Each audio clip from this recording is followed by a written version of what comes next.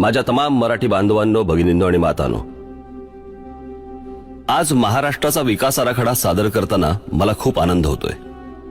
पण त्या आराखड्याबरोबरच जर आपण सौंदर्यदृष्टी संदर्भात काहीच बोललो नाही तर त्या विकासाला काहीच अर्थ नाही.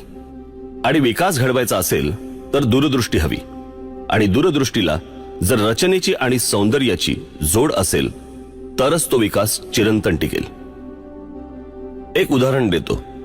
मुंबईतल्या छत्रपती शिवाजी टर्मिनसचं. जवळपास 125 वर्षापूर्वी ब्रिटिशांनी हे स्टेशन बांधलं. 125 वर्षापूर्वी या शहराची लोकसंख्या कितीची होती? आज या मुंबईमध्ये एवढे लोंढे आलेत, पण आजही हे स्टेशन टिकून आहे. का टिकून आहे? कारण त्याची रचना सर्वोत्कृष्ट आहे. आणि रचना कधी सर्वोत्कृष्ट होते? जेव्हा त्यात सौंदर्यदृष्टी असते. छत्रपती शिवाजी टर्मिनस नंतर आपण अनेक स्टेशन्स उभारली, पण त्यात ना दूरदृष्टी आहे ना रचना. नुसती भकास आणि उजाड. स्वातंत्र्यपूर्व काळात बांधलेले हे ब्रिज पहा.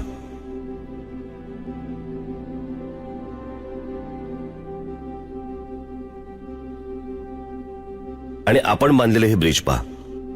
मूलभूत गरजा सोडवण्याबरोबरच पायाभूत सुविधांमध्ये सौंदर्यदृष्टी नसेल तर काय उपयोग? म्हणून आमचा हा छोटासा प्रयत्न, जो राज्य सरकारसाठी, महानगरपालिकांसाठी, जिल्हा परिषदांसाठी, ग्रामपंचायतींसाठी आणि आपल्या सर्वांसाठी महत्त्वाचा ठरेल.